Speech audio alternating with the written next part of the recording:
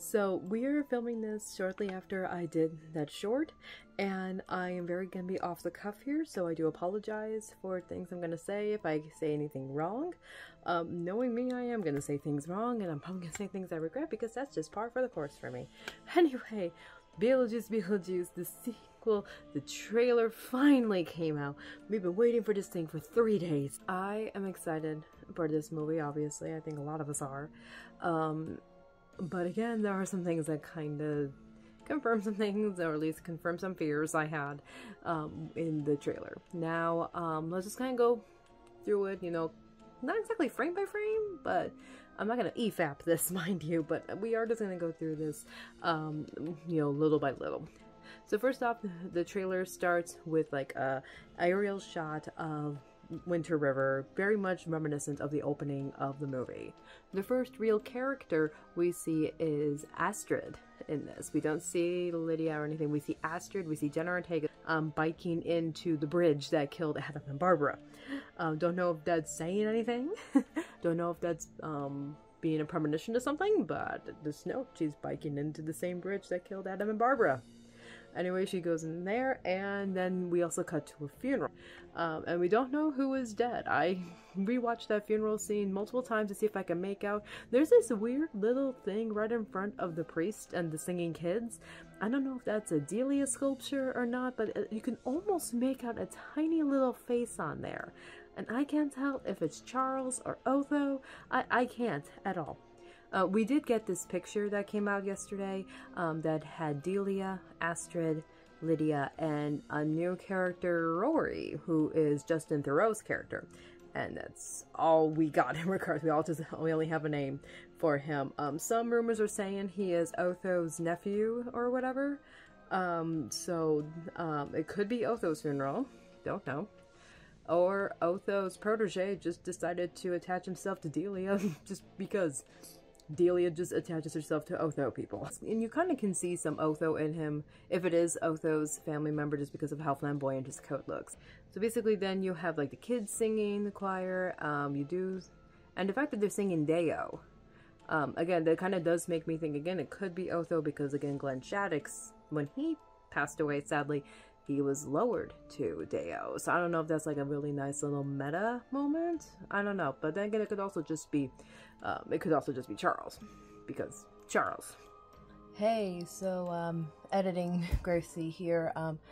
I've kind of found a better version of the trailer to look at, and people have been posting photos online, screenshots from the trailer. It's clearly Jeffrey Jones that's dead. So, yeah. So much for my Otho theory. Anyway, so then we cut back to the house. We see Astrid going up to the attic, and she is unveiling Adam's model, which has been in hiding, probably been under that sheet ever since Adam and Barbara have moved on. It's really cool kind of to see the stuff that's still there. It's funny to see like the stuff like the cows, but that kind of fall over when the thing starts to shake. Beetlejuice's tree, you know, the tree he kicks over during that one quote. It's a different looking tree, but it's still kind of cool to see everything. Now, one thing that's interesting though, Astrid removes the sheet, but it's Lydia that comes in and is face to face to Beetlejuice when he unearths himself. Obviously everyone looks good in this. Michael Keaton looks amazing in this. I mean, some people are debating that like the suit looks a little Spirit Halloween-y, but I don't know. I'm just happy to see this, and I love the fact that he's coming back. He's gonna be in a more substantial role in this than he was in The Flash. But then, you know, so it makes me wonder what happened to Astrid though, because again, she's the one that unveils the sheet, and then it's Lydia that comes in and is face to face with him. Who did the summoning? We don't know. I wish he could have used a better quote though to come in. The juice is loose. I don't know. The juice is loose. I don't know. I don't know if I like that quote for him to show himself with. I don't know what I would have picked instead.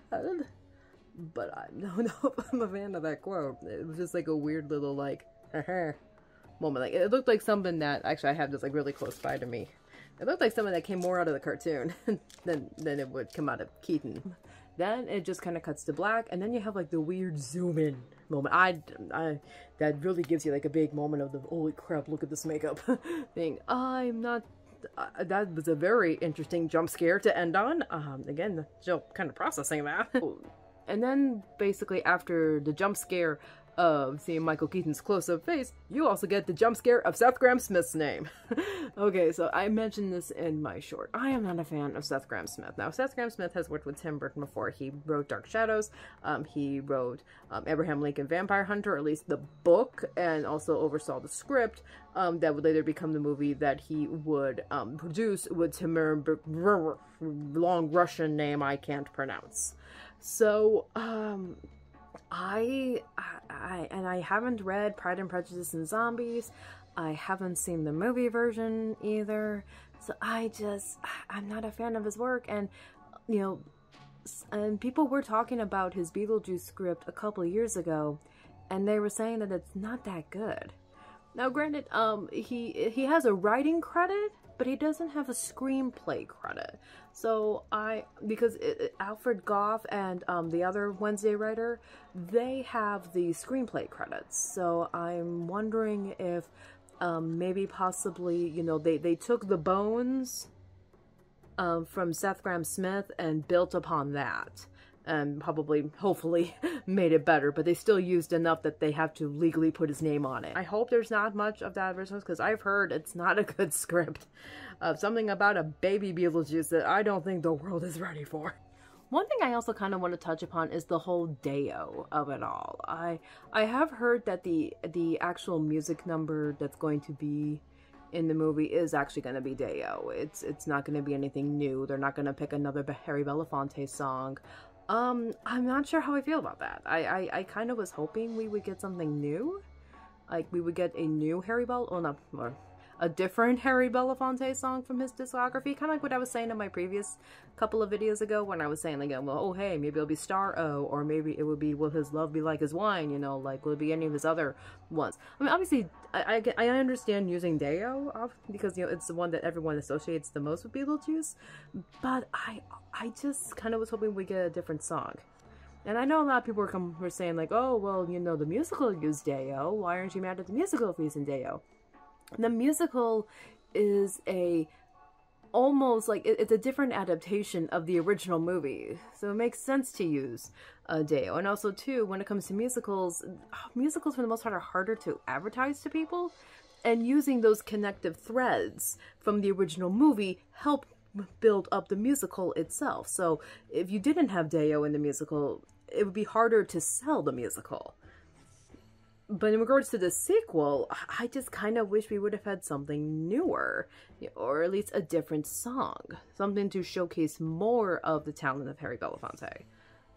To showcase more of what he's done, that he's more than just the Deo guy, or the Jump in the Line guy, you know, just like a different song with mice. And also, like, the original Beetlejuice movie has a lot of other Belafonte songs there. I think there's like 4 different ones. I can't name the other two, but obviously we have Jump in the Line, we have Deo, but then there's like other ones that are sprinkled in there, especially like in the beginning when Adam and Barbara are still alive.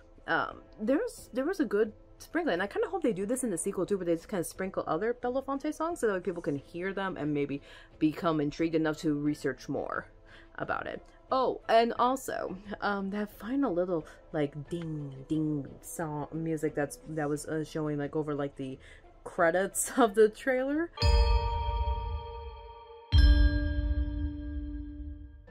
Is that I obviously, like, I don't know if that's Danny.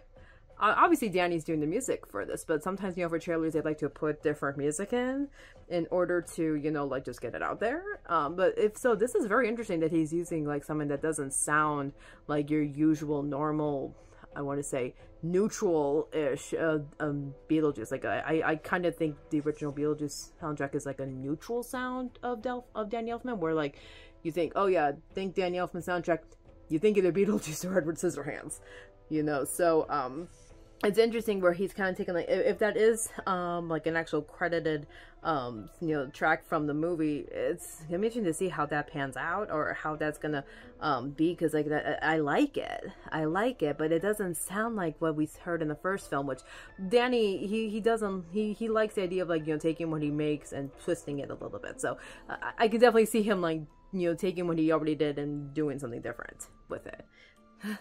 I guess I'm still kind of, like, shocked that it's here, because for so long, so many of us were saying, well, I'm not gonna believe that Beetlejuice is getting a sequel until I see a trailer, or I'm not gonna believe there's a sequel until I'm in the theater, and I'm not gonna believe there's a sequel until I see it in the bargain bin at Walmart. Everyone's always had, like, that kind of moment, like, I'm not gonna believe we're actually, because we've been teased with this thing for so long. And can any of it live up to expectations? Probably not. But what I do see, from what I've been hearing, there's a lot of awesome things I've been hearing behind the scenes. Michael Keaton's been singing the praises of this film. Burton is saying that he's going back to things like stop motion. There's stop motion back into this thing. Probably, like, I think a lot of people's big fears, which I don't know why people had these fears, was the fact that we might have, like, a weird CGI monstrosity on our hands here. I mean, there probably would be some CGI, but I don't really see us doing, like, we're not going to go the way of Alice in Wonderland, mind you. This is probably, the heart of Beetlejuice is a lot of the practical effects in it. And the fact that we're going back to that, according to a lot of interviews I'm seeing, I'm excited to see that again. I'm just excited to see the effects work on camera here. I hope everyone else is excited to see this too. I think so far, online discourse seems to be doing rather well with this. Everyone seems to be pretty, favorable to this. I can only hope that we don't have any weird Star Wars moments, like when everyone first thought the prequels were good and turns out they weren't. We were all just lying to ourselves because we wanted these for so long. I hope we don't have anything like that. And I don't know if I want this to turn into some kind of weird movie franchise or not. I mean, it's just kind of fun to see something new come up, though. So, anyway, what did you think of Beetlejuice, the trailer we have so far, and what other things that we've seen so far? The pictures we saw from Entertainment Weekly, other things we've been hearing there and stuff. What are your theories of what we're going to see going forward? Who the hell is Rory? I have no clue. Who's in the coffin? Not me. Not yet, at least. Anyways, so thank you so much for watching this. Leave, obviously, your stuff below. Do the obligatory YouTube stuff, and goodbye.